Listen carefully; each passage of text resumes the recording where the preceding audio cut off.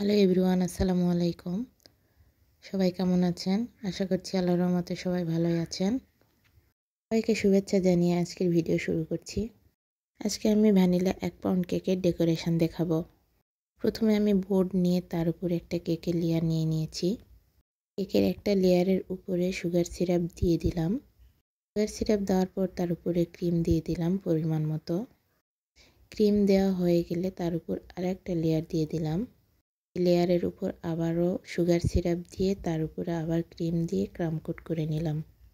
এখানে ক্রিম বেশি দেওয়া যাবে না, অল্প পরিমাণ ক্রিম দিয়ে এখানে ক্রাম কোটিং করতে হয়। ক্রাম কোটিং করার কারণ হচ্ছে যেগুলো গুঁড়ি গুঁড়ি কেকের ভিতরে থাকে এগুলো যেন ক্রিমের উপরে না আসে। এবং ক্রাম কোটিং করার পর ফ্রিজে আধা ঘন্টা রেখে দিলাম। রেখে দেওয়ার পর আধা ঘন্টা পর আমি আবার বের করে তার উপরে আবার পরিমাণ মতো ক্রিম লাগিয়ে নিচ্ছি।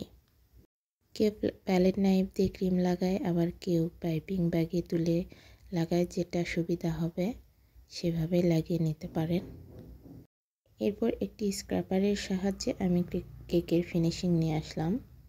এটা খুব আলতো হাতে করতে হয়, কারো সময় বেশি লেগে যায় আবার কারো সময় কম লাগে। এই যে আমার কেকে ক্রিম লাগানো প্রায় শেষ। এখন আমি উপরে একটু ফুলের ডিজাইন করে নেব। ক্রিমে আমি ব্লু কালার সামান্য মিশিয়ে নিয়েছি।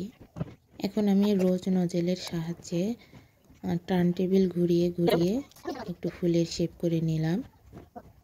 সাথে ফুলের পাপড়িও দিয়ে দিয়েছি। এখন ফুলের মাঝখানে সামান্য হলুদ রং মিশিয়ে নিয়েছিলাম ক্রিমে। সেই ক্রিমটি আমি ফুলের মাঝখানে একটি কাঠির সাহায্যে দিয়ে দিচ্ছি। এগুলো অনেক ধৈর্যের কাজ, আস্তে ধীরে করতে হয়।